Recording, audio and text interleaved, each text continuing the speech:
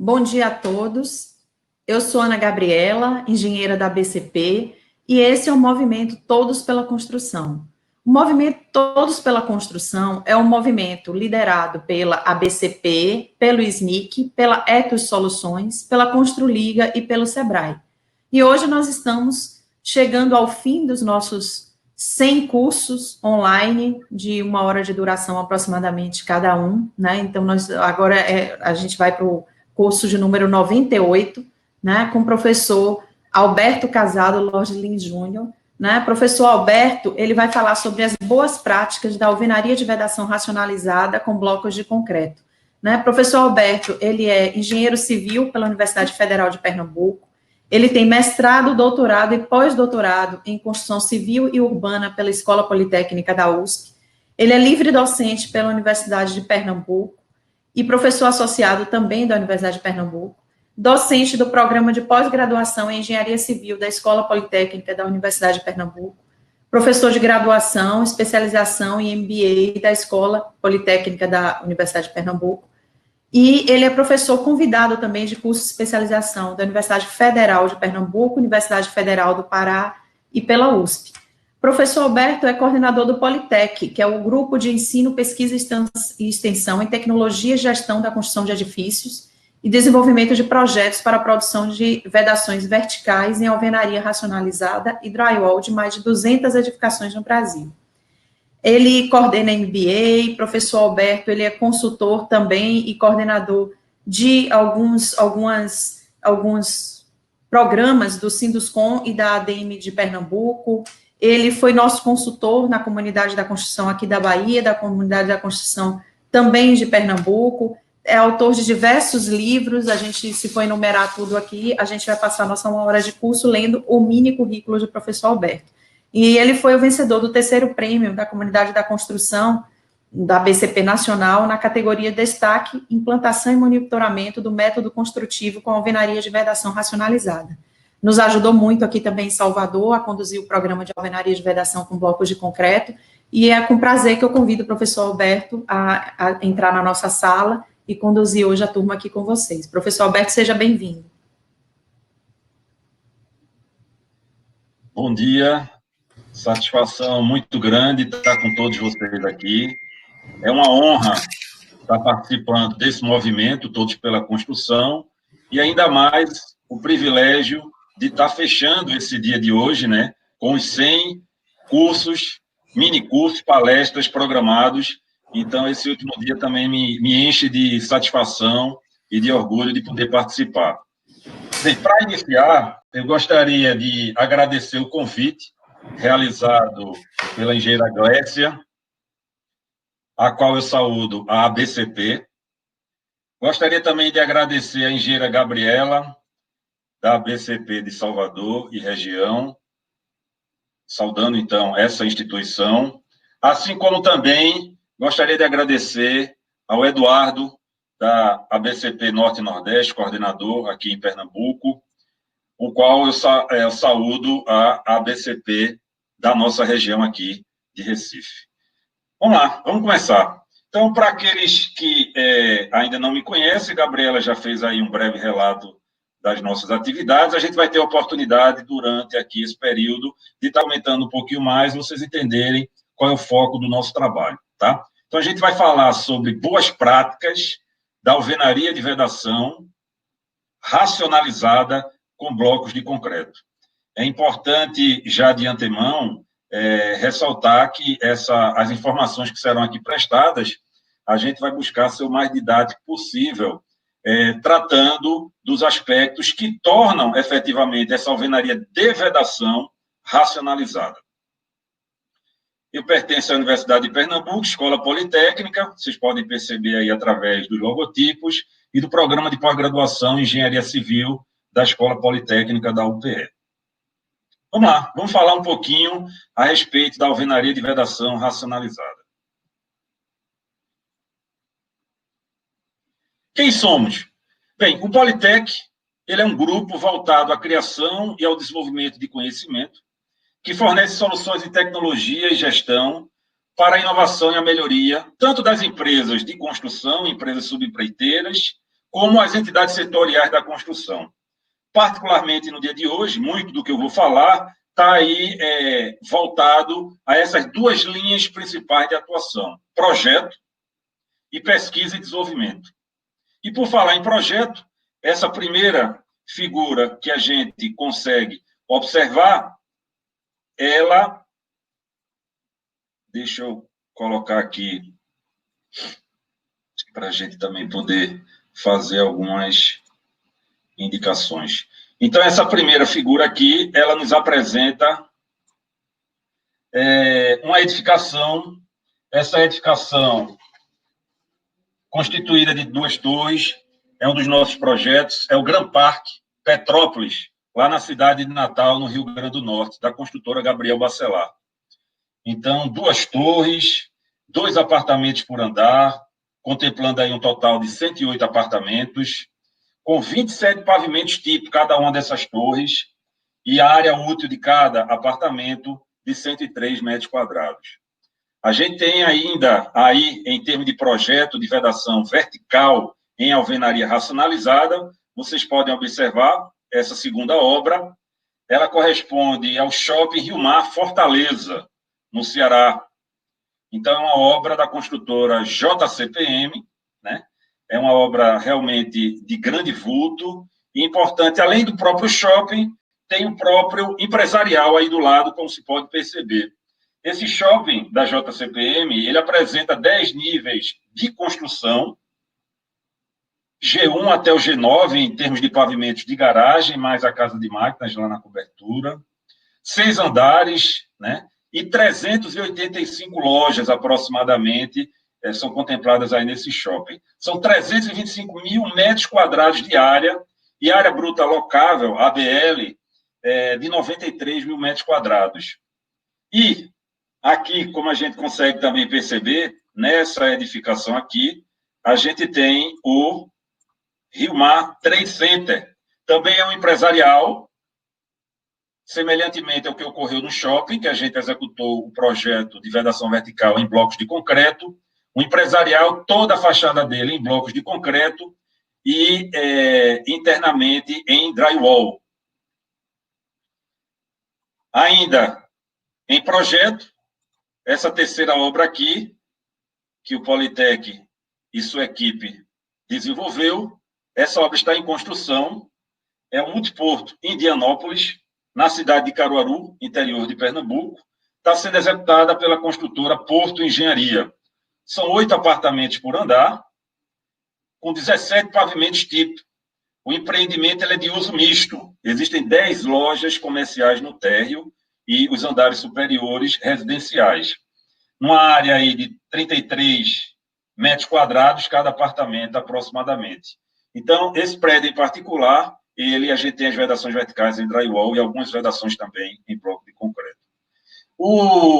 Essa linha de atuação em projeto do Politec também engloba projeto de revestimento de fachada, e aqui vocês conseguem observar a obra do edifício Limões Jardins, em São Paulo, onde a gente teve uma participação construída aí pela construtora Matec, e foi uma obra contratada pela construtora Impar, ambas de São Paulo, com atuação nacional. São 27 andares, cada apartamento aí com 190 metros quadrados. Eu tive a oportunidade de olhar ontem aqui na internet, e cada apartamento desses menores está em torno de 3,5 milhões a 4 milhões de reais a unidade. São 2 apartamentos por andar.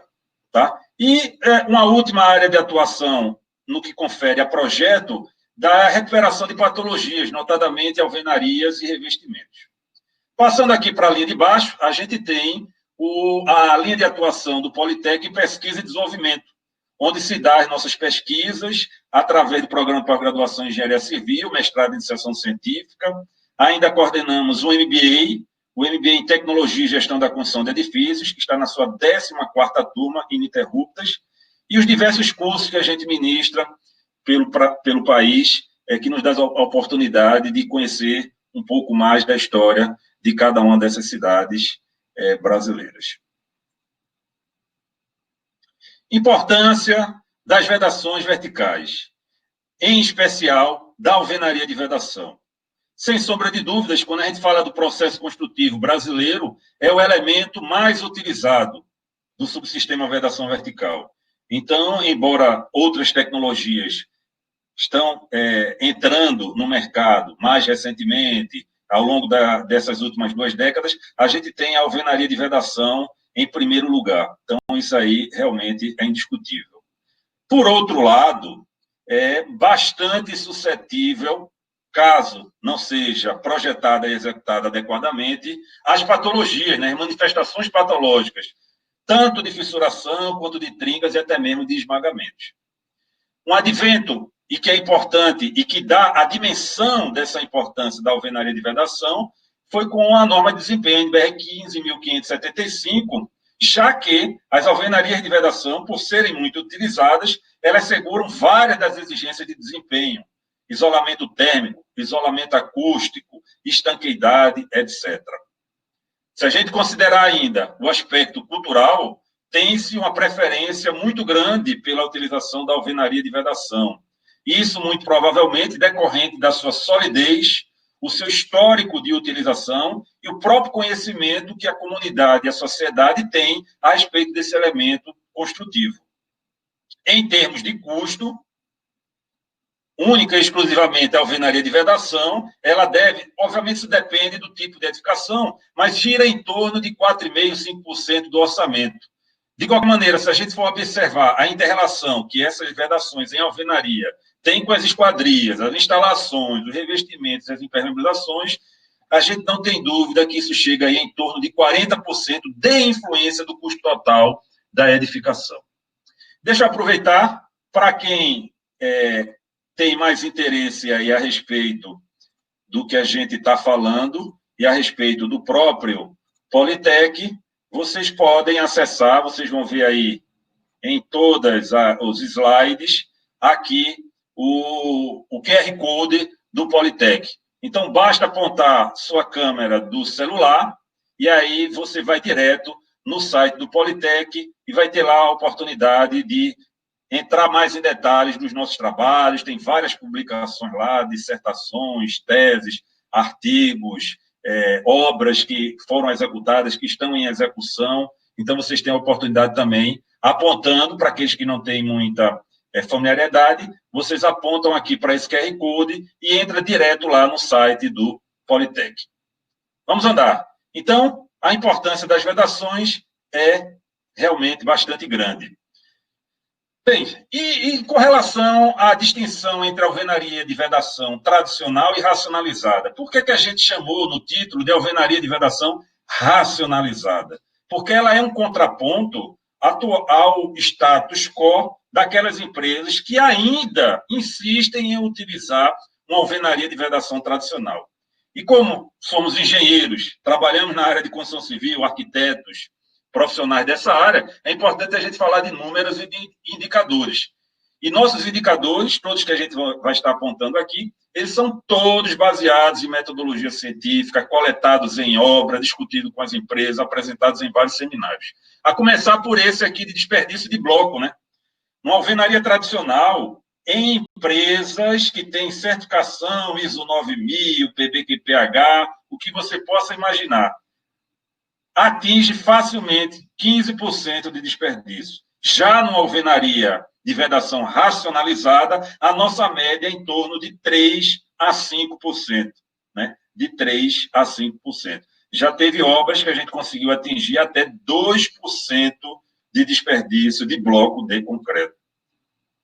Então, daí dá uma dimensão grande do indicador de desperdício de bloco. Argamassa. Vamos falar de argamassa industrializada e também da argamassa convencional, né? Aquela virada, produzida na própria obra. Numa alvenaria de vedação racionalizada, com bloco de concreto, em média, 16 quilos de argamassa industrializada por metro quadrado de alvenaria de vedação racionalizada. Diferentemente da alvenaria tradicional, que a gente atinge mais do que o dobro. 36 quilos por metro quadrado, indicadores coletados em obra. Se a gente for observar a questão da produtividade da mão de obra, pedreiro, oficial pedreiro, em RUP, razão unitária de produção, homem-horas por metro quadrado, A gente atinge aí, em média, isso é dados de uma obra, né? Uma obra, e aqui que se faça uma ressalva. Uma obra que estava implantando pela primeira vez a alvenaria de vedação com blocos de concreto. Já atingiu um valor semelhante da alvenaria de vedação tradicional, com tijolo cerâmico de 8 furos. 0,8 homem-horas por metro quadrado. Então, imagine vocês com um aprendizado, a curva de aprendizado e o passar do tempo, essa produtividade, e a RUP, quanto menor o valor de RUP, melhor a produtividade, a gente tem obras aí em torno de 0,6, 0,55 homem-hora por metro quadrado, facilmente. Alvenaria de vedação tradicional, alvenaria de vedação racionalizada, a gente não pode mais estar utilizando uma alvenaria tradicional que nos traga esse tipo de situação aí apresentada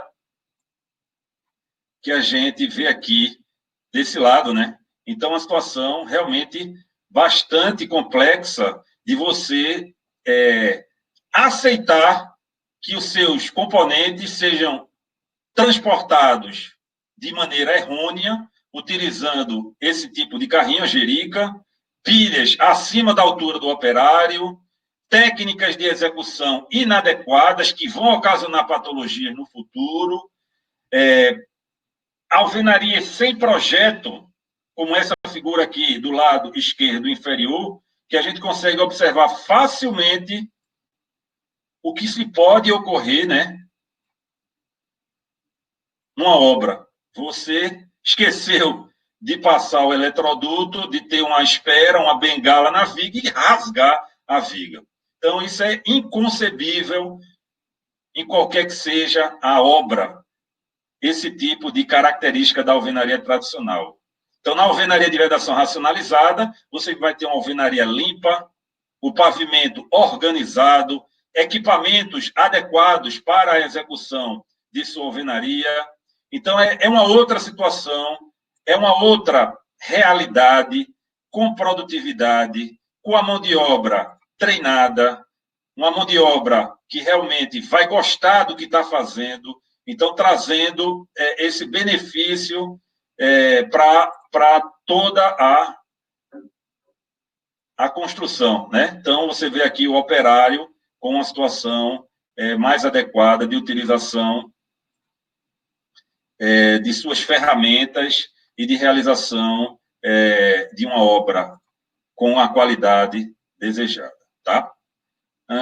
Vamos, então, aqui, agora, falar sobre essa alvenaria de vedação racionalizada e quais são essas boas práticas em termos de projeto e execução. Então, a gente buscou aqui focar principalmente em práticas de projeto e execução. E essas boas práticas nada mais serão que histórias que eu vou contar. Histórias passadas agora, nesse momento de pandemia.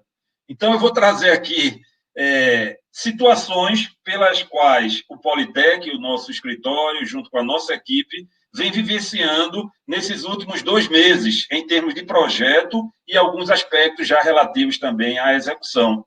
Então, eu vou trazer histórias que pode ser de uma empresa que queira implementar a alvenaria de execução com blocos de concreto numa primeira oportunidade, ou até mesmo aquelas empresas que já têm experiência e que buscam aprimorar o seu conhecimento, as suas práticas, para obter indicadores e resultados como esse que a gente também apresentou. Vamos lá.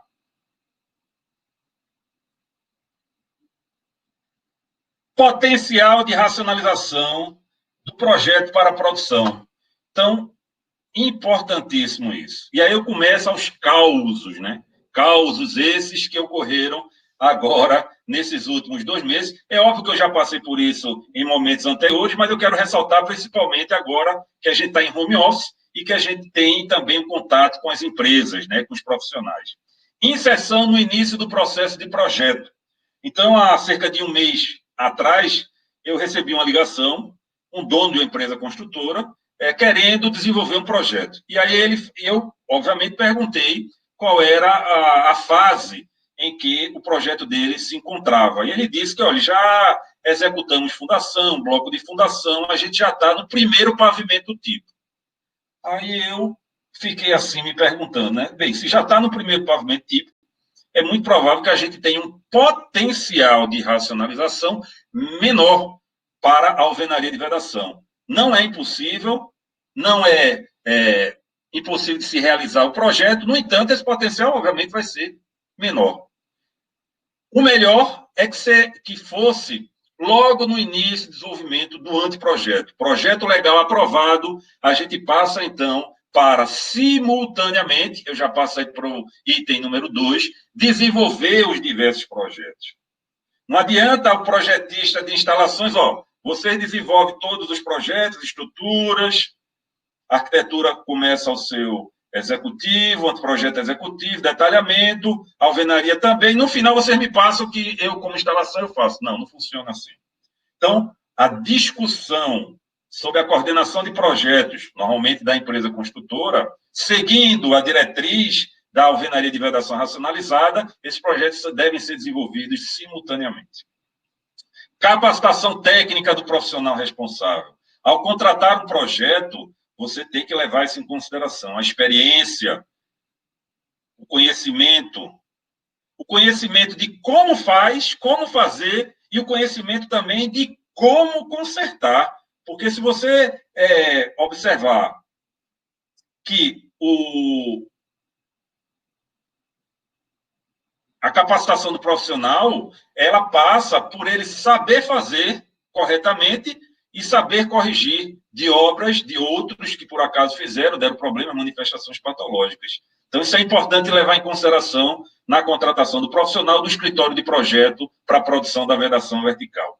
Participação da equipe de produção, fundamental. Durante o desenvolvimento do projeto, é importante você já ter um representante da produção da empresa construtora nessa etapa, tendo em vista que ele vai contribuir com o seu conhecimento também e vai, antes de mais nada, se comprometer, ele está fazendo um acordo ali em projeto, que aqui, quando chegar no momento da obra, ele vai estar executando aquelas definições e decisões tomadas em projeto. Importantíssimo.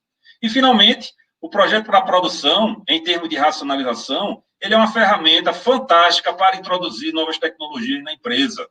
Então, você tem aí aspectos tecnológicos e aspectos de gestão, cuja alvenaria de vedação racionalizada, ela trabalha perfeitamente, dando um upgrade na empresa construtora e na qualidade e desempenho da sua obra. Vamos lá, vamos então nessa toada, seguindo para o exemplo aqui, né? Então, a gente tem, em termos de compatibilização, que é uma etapa importante no desenvolvimento do projeto, buscar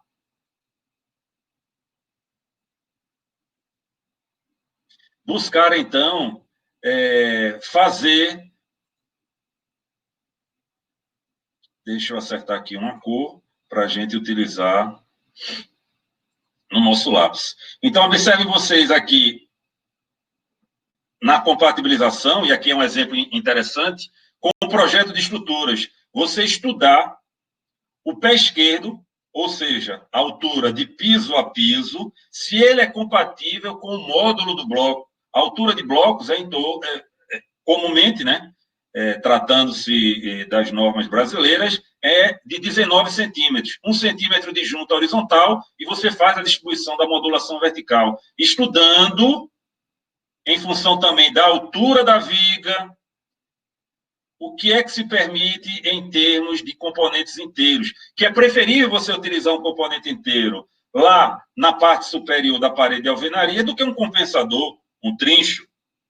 Da mesma maneira, o estudo aqui na parte inferior do seu contrapiso. Qual a espessura do contrapiso a ser utilizada, que vai ser buscada em obra? Lembrando que a gente tem que deixar pelo menos 1 centímetro para o assentamento da primeira fiada. E aí você vai estudando todas as demais modulações verticais da alvenaria de vedação, onde ocorre vigas de altura menor, onde ocorre laje, se a laje é nervurada, se é uma laje maciça. Então, todas essas situações, elas devem ser estudadas, discutidas, e a compatibilização é o momento oportuno de se fazer esse tipo de análise e de discussão. Conteúdo. Conteúdo que um projeto para a produção da alvenaria de vedação racionalizada deve contemplar. Então, passada aí pela compatibilização com os diversos relatórios e plantas de conferência, você começa o desenvolvimento do projeto propriamente dito. Então, você tem que ter uma planta de modulação, pelo menos de primeira fiada, com as modulações verticais. É a partir dessa planta onde vai se fazer a locação de todas as paredes no pavimento. É aquela planta utilizada pelo pedreiro, selecionado junto com o mestre para fazer a marcação das paredes de alvenaria do pavimento. Um caderno contemplando todas as elevações, com detalhamento, onde é a passagem de eletroduto, posicionamento racionalizado de caixinhas de elétrica, reforços, telas metálicas, etc. Plantas de locação de passagens de instalações elétricas e hidráulicas. Então, onde é que os pontos de ralo, os pontos da bacia sanitária, eles estão locados numa planta que reúne informações dos demais projetos. Então, observe aí que o projeto de vedação, ele tem esse compromisso e essa responsabilidade de fazer reunião de informações de outros projetos numa planta única. Quantificação de elementos também é um elemento informado em termos de conteúdo do projeto, assim como a logística, contribuições da logística e distribuição de pallets no pavimento, e as visitas técnicas de orientação e monitoramento. Seguindo aí essas 8 regrinhas básicas de elementos que devem contemplar o conteúdo do projeto, a gente vai ter aquela suficiência necessária de informação a ser repassada para a obra e, consequentemente, monitorada. E é interessante que a gente traz aqui os exemplos, né? Então, essa obra que vocês conseguem observar aí do lado esquerdo é o edifício Vita Praia. Esse edifício ele fica localizado em Jaboatão dos Guararapes, aqui no estado de Pernambuco, e foi executado, construído pela construtora Cirela. São 2 torres, 8 apartamentos por andar, são 12 pavimentos tipo, e cada apartamento aí tem de 2 e 3 quartos, né? De 3 quartos tem 76 metros quadrados de área. Observe, olha que interessante.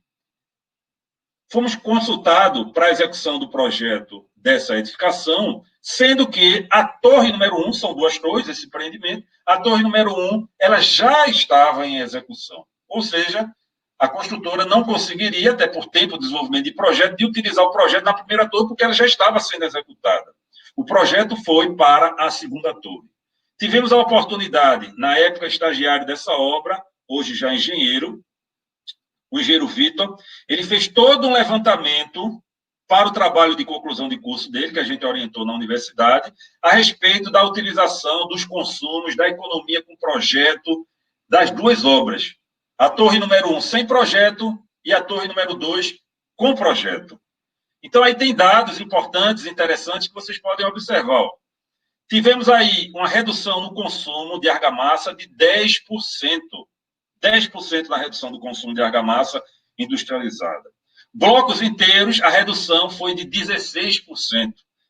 Da torre número 1 em relação à torre número 2, que tinha projeto. Meio bloco, redução de 5%.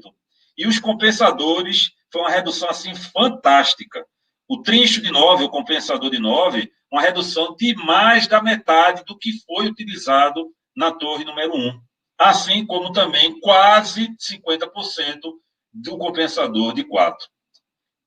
Resumindo, ocorreu aí 25% de redução de custo com a alvenaria racionalizada, exclusivamente com o consumo adequado de argamassa e de componentes blocos, só pela utilização do projeto para a produção. Vamos passar para um outro exemplo, dentro aí do item boas práticas para projeto para produção. Então, aqui é interessante a gente observar, essa edificação é uma edificação é o edifício Jardins da Ilha. Essa edificação é de 2 torres, né? Ela está em execução no momento, está terminando aqui as fundações, são 3 apartamentos por andar, 38 pavimentos tipo, e a área de cada apartamento de 135 metros quadrados, na cidade do Recife, da construtora Moura do B. Então, essa edificação,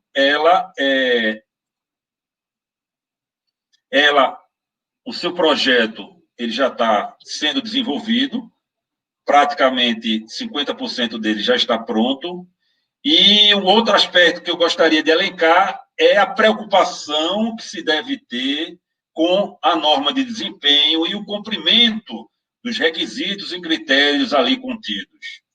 Nessa planta aqui, número 1, então a gente consegue observar a lâmina do pavimento tipo, e essa lâmina do pavimento tipo, ela deve ser analisada em relação à sua implantação no terreno, como vocês conseguem observar aí na planta de número 2. E a partir dessa implantação no terreno, avaliar qual a classe que cada uma dessas fachadas elas se encontram em termos de acústica, de modo que a gente possa analisá-la em função dos critérios e requisitos estabelecidos aí no pavimento tipo, né?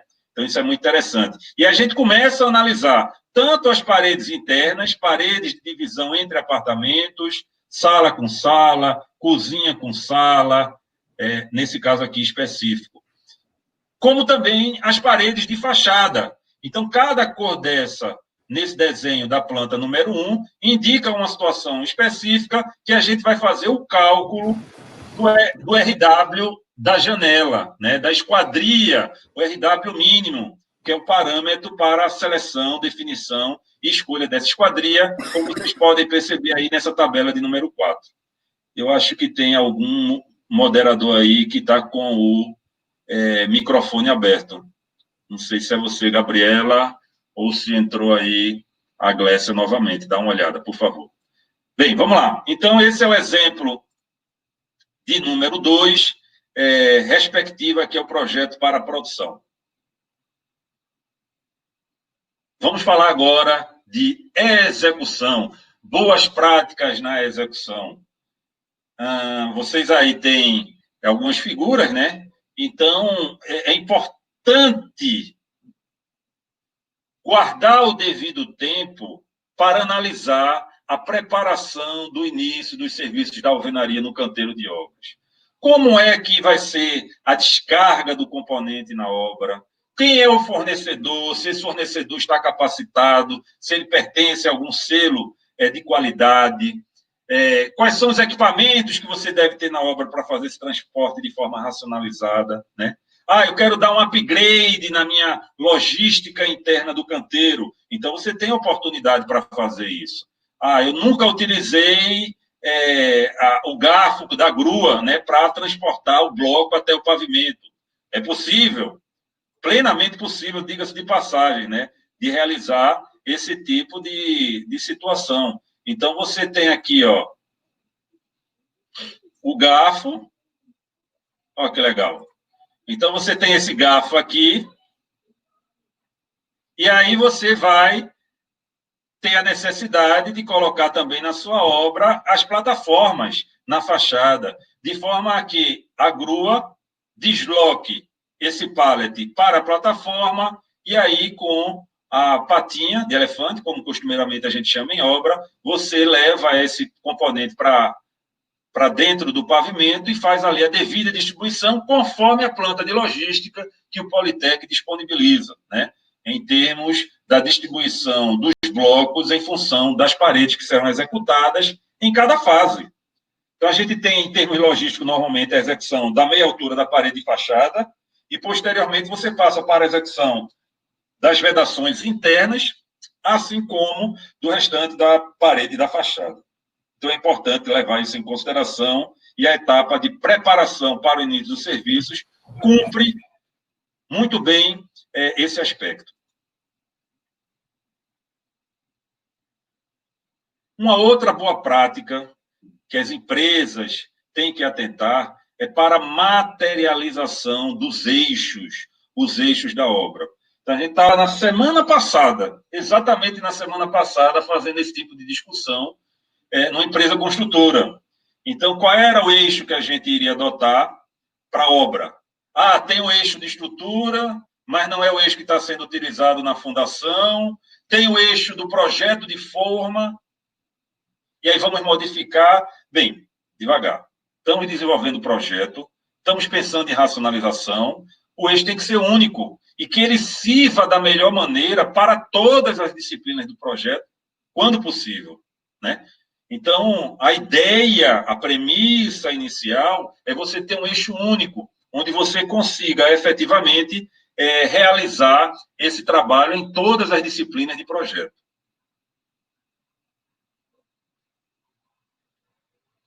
Então, um exemplo aí, a gente consegue perceber aqui o eixo implementado com um degrauzinho, uma camada de argamassa, onde você depois faz a passagem do prego, e aí você tem o eixo materializado no pavimento típico. Não precisa ter mais aquele fio de nylon esticado de uma ponta a outra da lâmina, da laje, e que está profissional o tempo todo esbarrando, passando, empurra passa com o carrinho, deixa o carrinho encostado na linha, tira ela de posição, e aí fica difícil você trabalhar e fazer uma vedação com qualidade.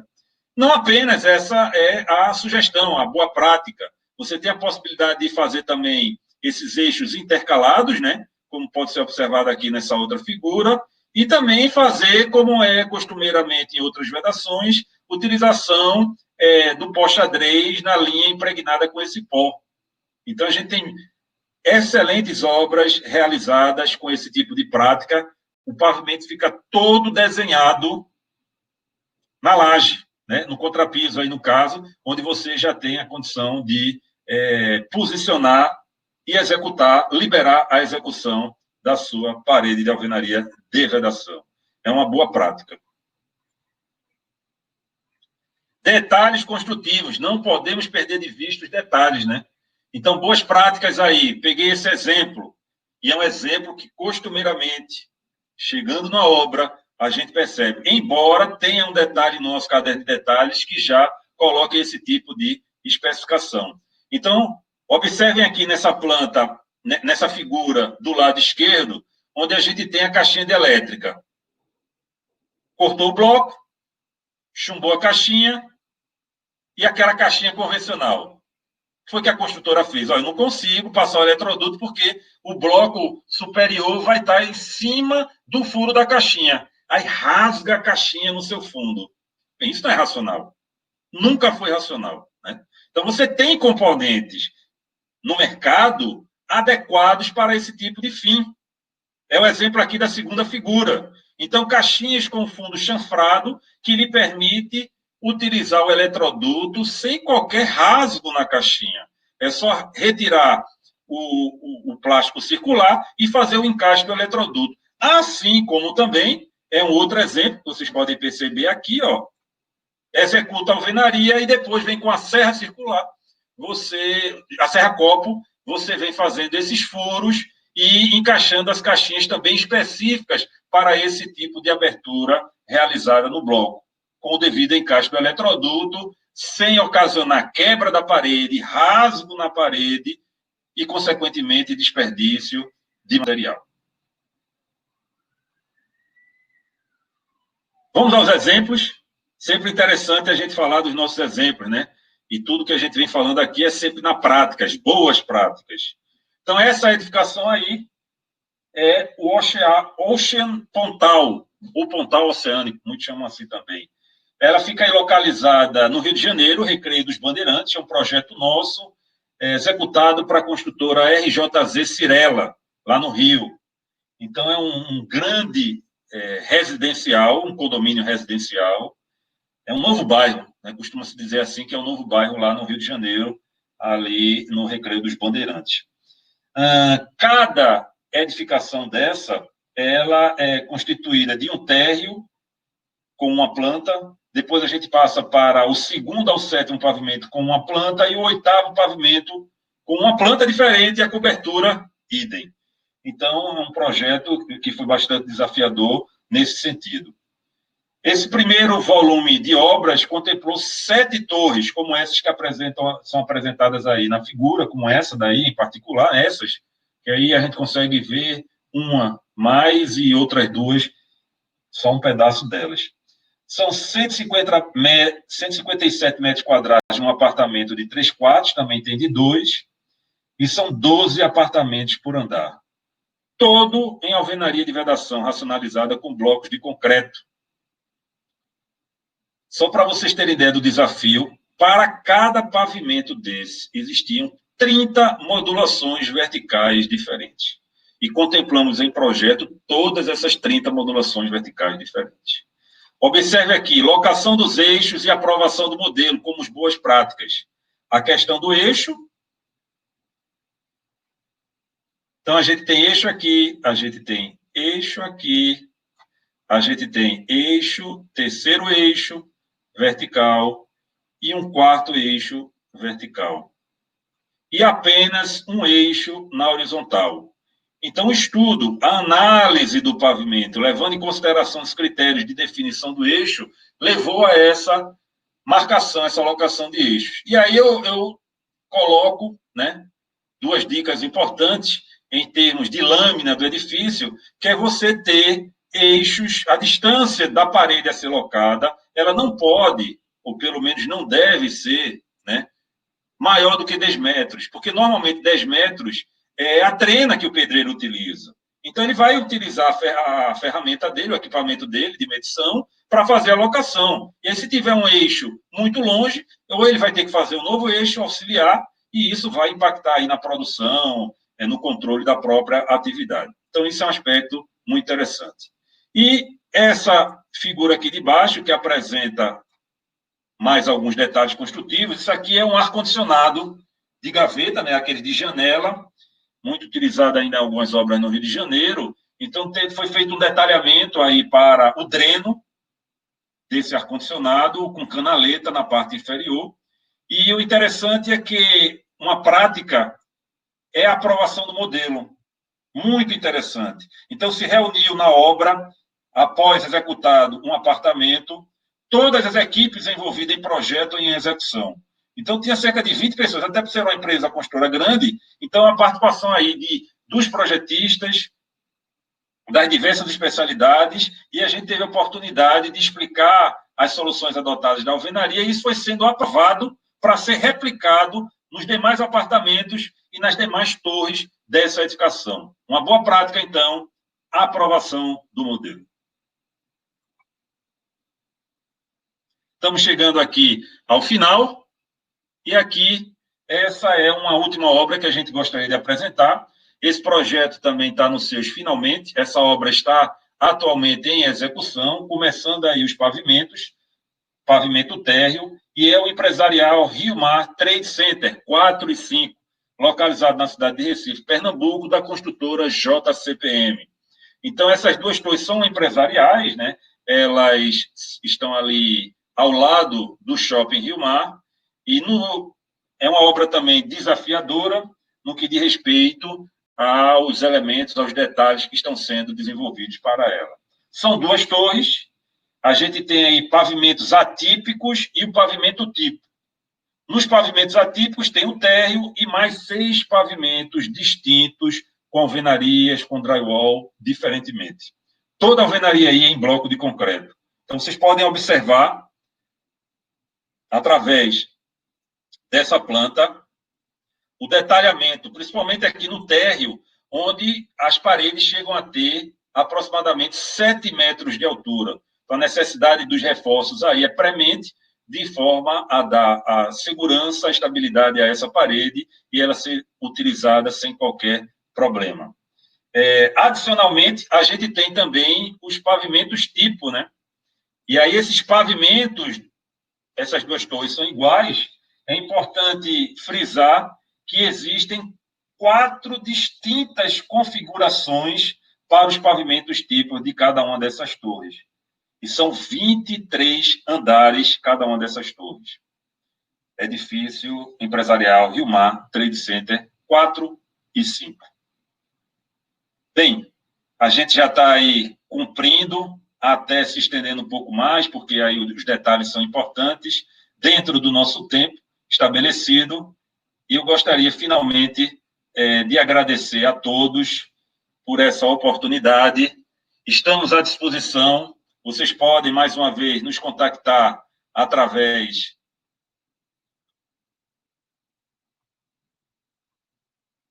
do QR Code aqui do Politec. Finalmente, publicações a respeito do assunto, a gente tem algumas, reunindo aí históricos, exemplos, boas práticas, ótimas práticas, benchmarking.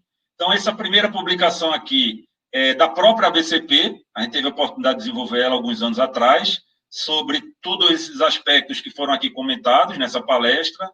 Essa segunda publicação, ela traz informações relativas à medição de desperdício, né? Como é que você faz para medir desperdícios, e até para comparar os resultados com a bibliografia existente. Mais recentemente, essa publicação aqui a gente desenvolveu, essa segunda, ela foi desenvolvida através de uma pesquisadora do mestrado, do nosso programa. Essa terceira publicação, junto com o corpo docente do programa de pós-graduação em Engenharia Civil da Escola Politécnica, e resultado também de uma dissertação de mestrado, a gente tem essa quarta publicação relativa à Lean Construction, que a gente teve a satisfação de publicar no ano passado. Muito obrigado, e a gente fica à disposição para as perguntas. Valeu. Alberto, obrigada. Gostaria de agradecer sua apresentação, como sempre, super didática, né? Professor é professor, né? Então, tivemos a oportunidade aqui na Comunidade da Construção de trabalhar com o Alberto e foi um aprendizado, né? E até já fazendo propaganda também, nós desenvolvemos aqui com a Comunidade da Construção de Salvador também um manualzinho de alvenaria de vedação com blocos de concreto, né? Pelas construtoras participantes da Comunidade da Construção aqui, juntamente com o professor Alberto, né? Então, eu acho que foi um marco aqui na minha região, vamos dizer assim, né? Da gente poder trabalhar com projetos de racionalização. Então, nós temos projetistas, nós temos bons engenheiros de obra, aliás, nós temos muitos engenheiros bons à frente das obras, né? E eu acho que a gente tem tudo para trazer um nível de racionalidade, de racionalização, melhor falando, melhor em todas as obras, ao Brasil afora, né? Então, eu acho que a gente está com a faca e o queijo na mão, a gente está tendo agora um momento que a gente pode se dedicar a estar assistindo as aulas, as lives, aprendendo, trocando informações. Hoje o mundo é pequeno, né? Você está em Recife, eu estou aqui. Às vezes, até a oportunidade da pandemia da gente estar junto, né? Então, a gente tem que saber aproveitar esse momento. Bom, a gente tem algumas perguntas aqui, eu não estou conseguindo descer a minha tela para olhar o que já ficou, algumas eu já salvei, mas Priscila, que é daqui de Salvador, né, ela faz um comentário que ela trabalha com análise de projetos, e toda vez que ela solicita a contratação de um projeto de vedação, os incorporadores perguntam, para quê? Né? E ela já complementa, qual o melhor momento para se contratar esse projeto de vedação? Boa pergunta, obrigado, Priscila. Satisfação em tê-la aqui conosco nessa live. Priscila é uma referência na implantação da norma de desempenho no Brasil inteiro, né? Um trabalho fabuloso. Parabéns, Priscila. Bem, o melhor é você nascer com um projeto de alvenaria no empreendimento. Então, eu diria que o start seria no anteprojeto. Então, você aprovou o projeto legal, obviamente já tendo diretrizes de considerar uma alvenaria racionalizada no seu empreendimento. Com a aprovação do projeto de arquitetura na prefeitura, você tem que ter o projeto de vedação contratado para desenvolver simultaneamente as demais disciplinas de projeto. Porque aí você vai, através da compatibilização, dessa análise, verificar oportunidades de melhoria, né? A gente citou aí o exemplo do estudo da modulação vertical, está diretamente relacionado ao projeto de estruturas. E o projeto de estruturas também define a altura do patamar de cada escada. Então, se a gente mudar pé esquerdo, pé direito, isso tem reflexos na escada, no degrau da escada, na altura do degrau. Então, é importante você fazer essa análise em conjunto para tomar a melhor definição. Então, o anteprojeto é uma fase bastante interessante de você fazer esse tipo de contratação. Ótimo, né? Tem uma pergunta aqui do Wendler, né? Projetista. Primeiro ele elogia a sua apresentação, depois ele pergunta se utiliza-se da informação da deformação imediata ou da deformação lenta para definir o encunhamento ou arremate. Como é que é definido esse encunhamento? Que bom, Wendler. Satisfação também tê-lo aqui conosco. A gente teve a oportunidade aí, em função daquele prêmio da comunidade da construção, né, que a Gabriela citou logo no início, a gente fez uma missão técnica na Alemanha, Munique. E aí eu tive a oportunidade de me aproximar um pouco mais do Wendler, e novamente é uma satisfação revê-lo aqui na nossa live. Bem, muito boa pergunta.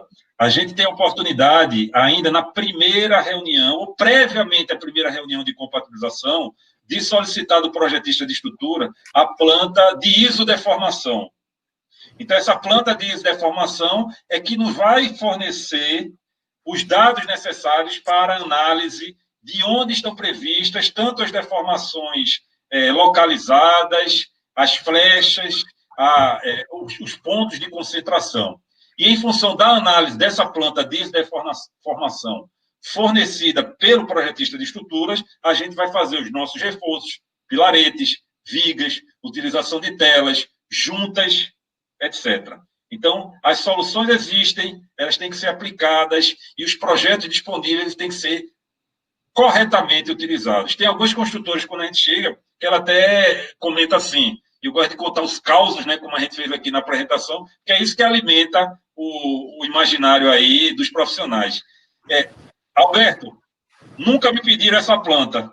Eu disse, então já passou da hora, né? A hora é agora. Por favor, forneça essa planta que a gente vai fazer análise. É por aí. Ótimo. Né?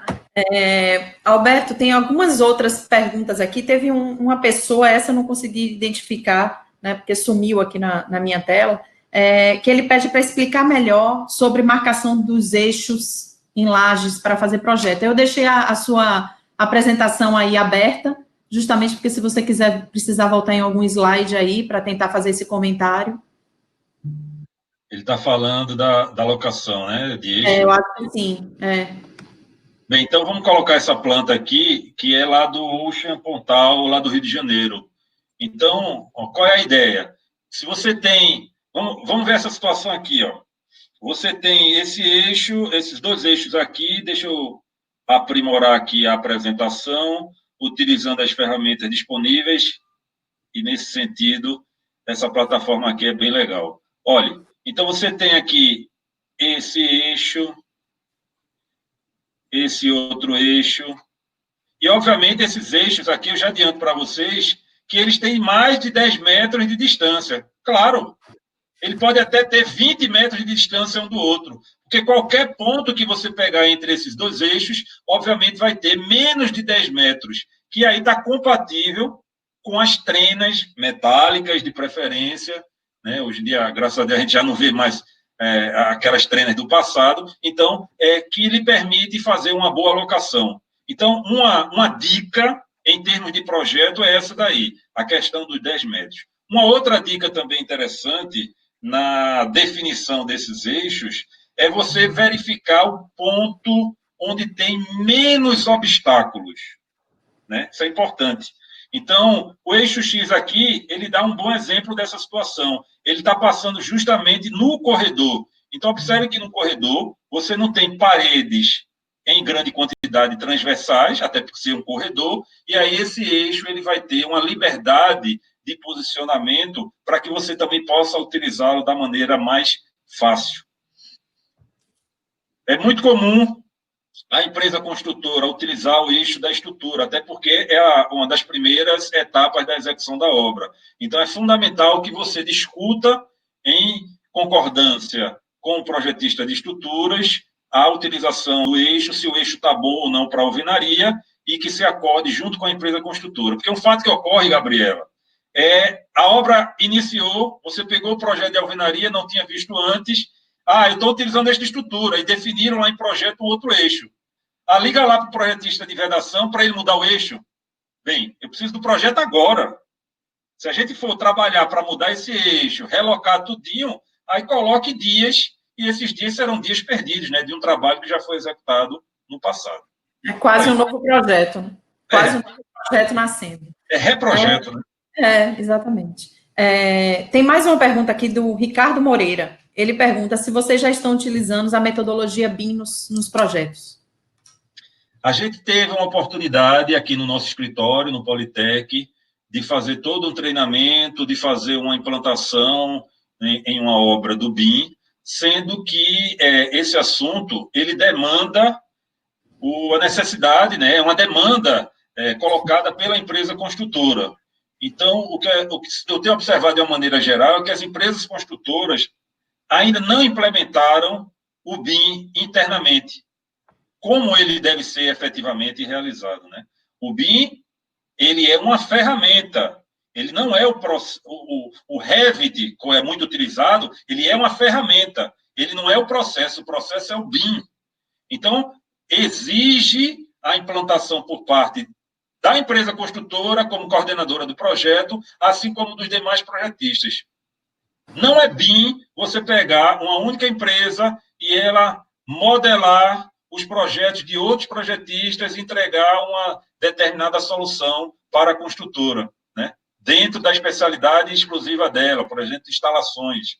Então, isso aí fica difícil. É uma ferramenta útil para se fazer essa análise de compatibilidade, mas definitivamente não é o BIM ao pé da letra, ao pé da palavra, como se deseja.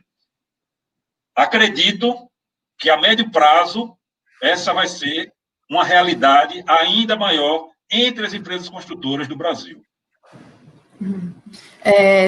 Na verdade, eu vou adiantar e vou voltar, certo? Nas perguntas aqui.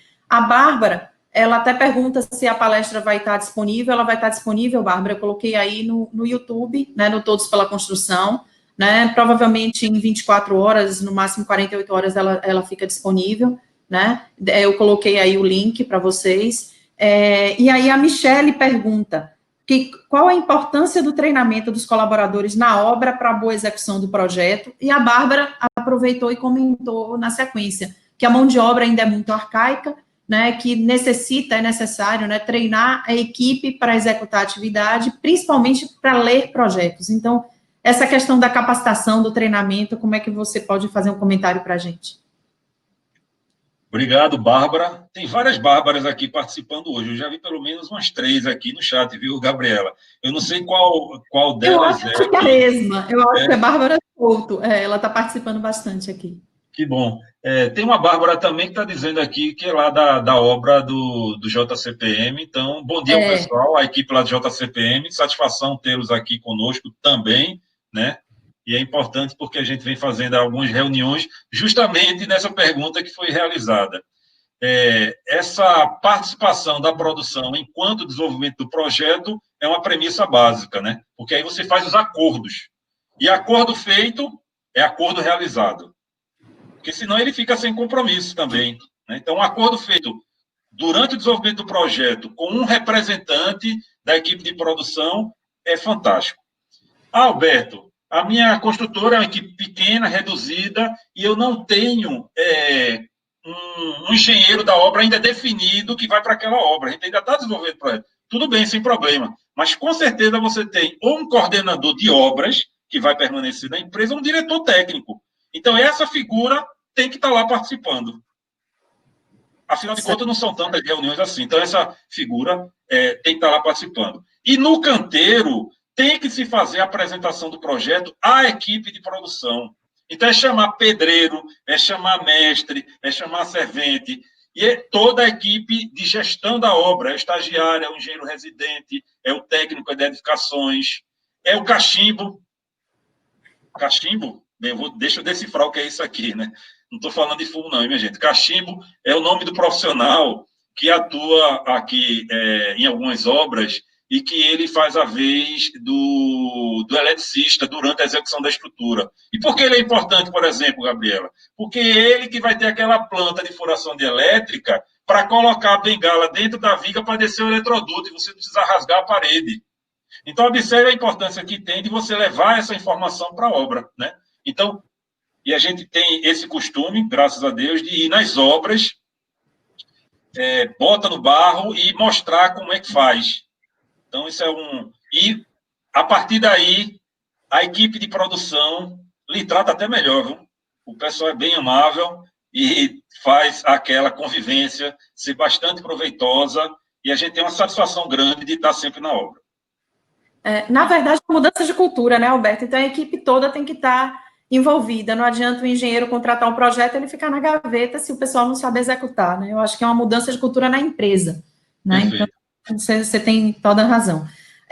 Caio Landim, ele pergunta, no estudo comparativo, no exemplo que você deu, entre a torre que usou o projeto e a torre que não usou, qual foi o ganho nessa produtividade?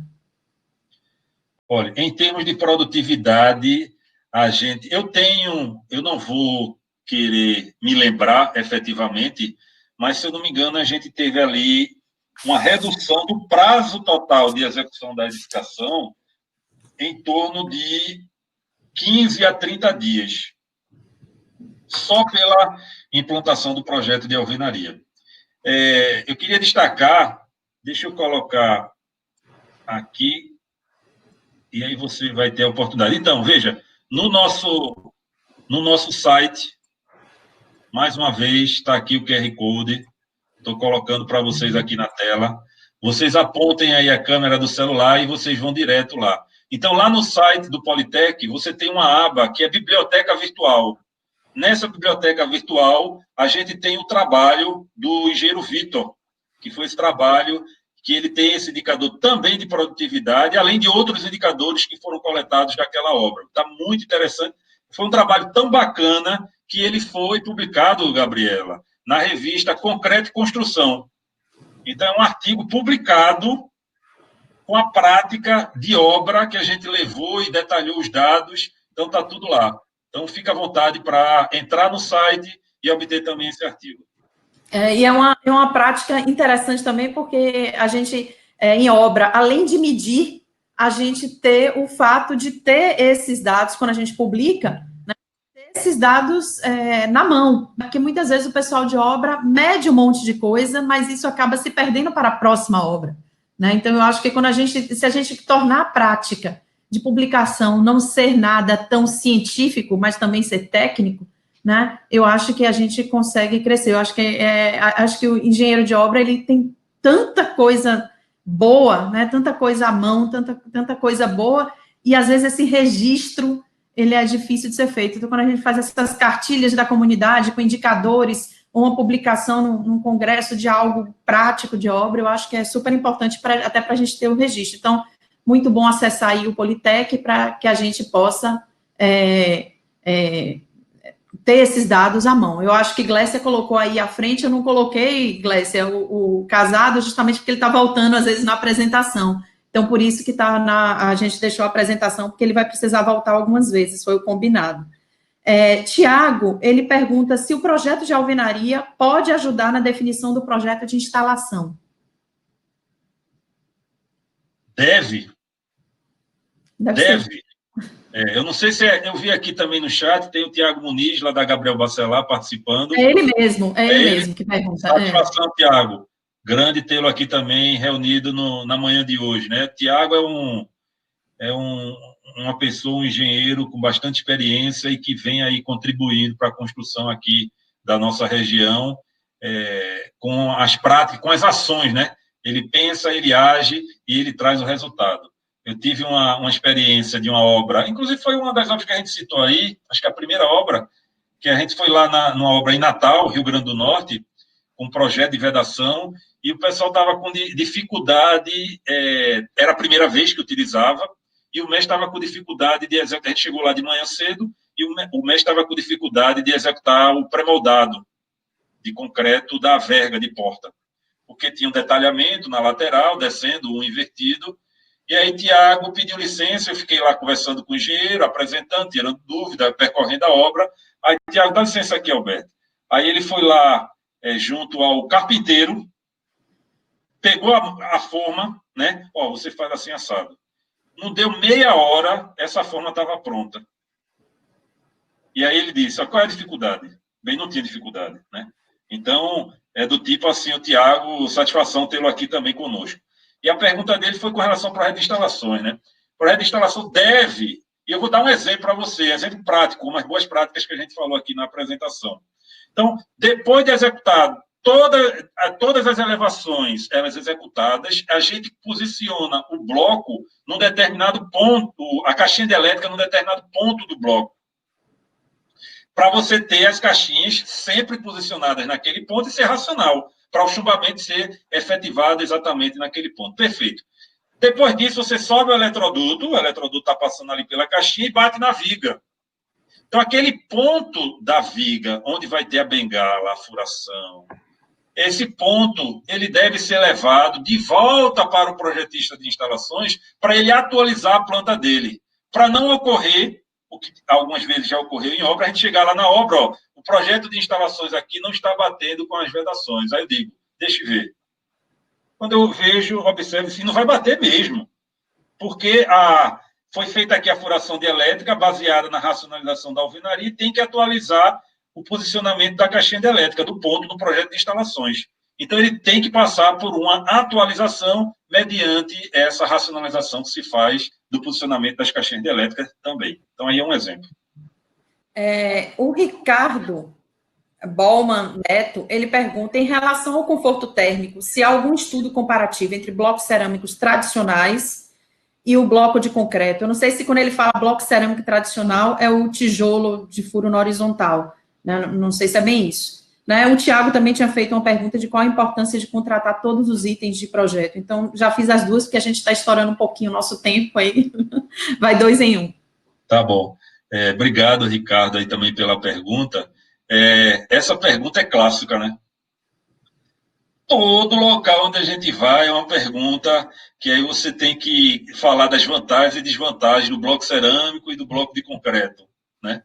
Então, isso aí a gente se depara constantemente com essa situação. Mas, sendo mais específico na questão do bloco de concreto, eu vou lhe responder indicando uma bibliografia sobre o assunto.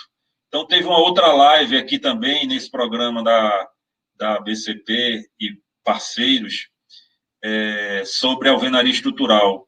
E lá, nessa live, foi citado, isso já está publicado, já há algum tempo, alguns meses, que é a 5ª edição lá da publicação da Bloco Brasil, onde ele traz resultados de avaliação de desempenho térmico, desempenho acústico, entre outros, a respeito da utilização dos blocos de concreto. Então, essa publicação ela é muito boa para dirimir essas dúvidas. Então, recomendo que se busque essa publicação. Se colocar bloco de concreto, Bloco Brasil, 5ª edição, você vai direto. Eu tive a oportunidade até de ir, agora, semana passada, baixei essa publicação. É importante você ter aí como uma bibliografia de cabeceira, né? Para você sempre estar lá consultando para poder melhor utilizar os produtos à base de cimento. Ótimo. Eu só vou encerrar, tem mais ainda perguntas, mas eu vou encerrar com 2 em 1 novamente, né? O Ricardo, ele pergunta se economicamente a alvenaria racionalizada em bloco de concreto pode ser vantajosa em relação à alvenaria racionalizada com bloco cerâmico. E Leonardo Almeida, ele pergunta que diante de tantas vantagens com a alvenaria racionalizada, o que leva certas obras a ainda fazerem a alvenaria tradicional? Né? Qual é o custo primordial para que as obras não adotem já a prática da alvenaria racionalizada? Eu também dou um exemplo, viu, Gabriela?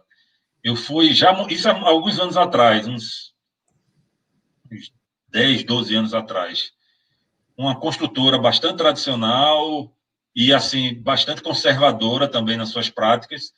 O diretor, me coloquei lá na posição do diretor, o diretor ainda utilizava uma calculadora daquela de papel, sabe, com aquelas teclas bem grandes e aquele papel, aquela bobina de papel. Aí ele me perguntou, Alberto, me diga aí, quanto é que é um tijolo, esse de 8 furos cerâmico? Veja, eu não sou vendedor, mas de qualquer maneira, como a gente atua na área, a gente tem uma noção do valor. Aí eu falei o valor para ele. Aí, e quanto é o bloco? Aí eu falei o valor do bloco para ele, né? Uma média, assim. Aí ele foi lá na calculadora dele, pá. Aí puxou o papel, rasgou aquele papel, olhou assim. Não tem conversa, é tijolo. Bem, aí fica difícil, né? Como é que você vai conversar onde você só enxerga o valor unitário do componente. Então, eu acho essa pergunta fantástica, porque a gente, quando vai implementar uma tecnologia, qualquer que seja ela, e a tecnologia construtiva da alvenaria de vedação racionalizada, você tem que implementar 4 premissas básicas. Me permita aqui citar exclusivamente essas 4 premissas. Primeiro, fazer um diagnóstico da situação. Qual é o seu desperdício de tijolo? É 15, 20, 30? Quando você observar o desperdício, você não vai querer nem mais ver nenhum indicador. Você vai mudar na hora. Segunda premissa. Motivação para o aprendizado. Então, a pessoa tem que estar motivada, tem que estar aberta para aprender e para implementar esse conhecimento. Ter um sistema em sua empresa onde você tome as decisões e tenha poder de decisão para poder optar.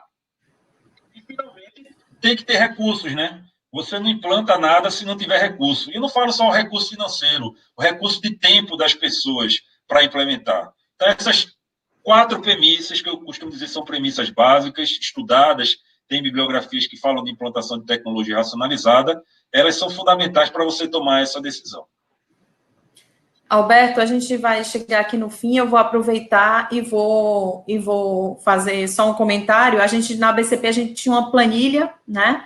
Foi desenvolvida por engenheiro Guilherme Andrade, lá do Rio, que foi palestrante aqui, fez 2 palestras para a gente aqui no Todos pela Construção, e que a gente levava essa planilha em obra, né? Essa planilha hoje, Guilherme deve ter já atualizado, ela deve estar bem melhor, porque era no início a gente estava meio que montando a planilha, né? E a gente levava ela em obra, e eu tive a oportunidade de fazer isso com o próprio Guilherme, sozinha, aqui em algumas obras em Salvador, e o engenheiro da obra colocava todos esses dados, o valor do bloco cerâmico, o valor do bloco de concreto, qual era o desperdício, ele dizia o desperdício dele, aí a gente colocava o desperdício do bloco de concreto, normalmente ele não acreditava que era só aquele, então vamos aumentar um pouquinho, a gente aumentava, colocava o consumo de argamassa de um, do outro, e chegava, algumas coisas a gente não tinha poder de medir, por exemplo, o entulho gerado numa alvenaria não racionalizada, né, o quanto isso custa de caçambras para tirar de obra, de operário para tirar de obra, então eram custos que a gente nem estava levando em consideração naquela situação, e no final a gente via, comparava custo com custo, levando toda essa mudança de tecnologia, e a gente, vamos dizer assim, a gente mudou cultura em grandes empresas a partir dessa comprovação de que valia a pena adotar alvenaria racionalizada, até pelo nome, né? Acho que hoje a gente tem que partir para algo mais racionalizado. Essa né? planilha a gente utiliza aqui, Gabriela, quando a empresa realmente está nessa dúvida, a gente faz essa ação, essa iniciativa de implementar a planilha e ele observa facilmente essas vantagens. Até porque os dados são deles, né? Então, eles têm os dados de desperdício da própria obra, tal, então a gente não está impondo nada, né? Então, eu queria já de antemão agradecer novamente, professor Alberto, nós estouramos completamente o tempo, né? Muitos elogios aqui à sua apresentação, né? Todo mundo está gostando bastante de lhe ver aqui com a gente agora. Convido todos a participarem da palestra agora às 11 horas de Paulo Grossi sobre intertravados, aqui também no Todos pela Construção, né? Agradecer novamente a Alberto e dizer que o Todos pela Construção é um movimento da ABCP, do SNIC, da Etos Soluções, da Construliga e do Sebrae. E todo o conteúdo vai estar disponível no site, no YouTube, do Todos pela Construção, todas as palestras gravadas online e ao vivo. E aí eu queria deixar esse espaço para que você possa se despedir aí da gente e fazer suas considerações finais. Bem, agradeço mais uma vez, Glécia, Gabriela, Eduardo, essa equipe é muito forte, essa equipe é muito proativa, a gente precisa estar sempre juntos e esse movimento pela melhoria da construção, ele é contínuo, a gente conversou sobre isso logo antes da palestra e a gente está à disposição para contribuir no que for necessário para manter essa chama sempre viva. Obrigado a todos que participaram, cuidem-se, estamos voltando em algumas cidades às atividades da construção e a gente está aqui para apoiar também nessa retomada. Um abraço a todos, bom dia. Um abraço a todos e até o próximo curso. Obrigada, Alberto, obrigada a todos.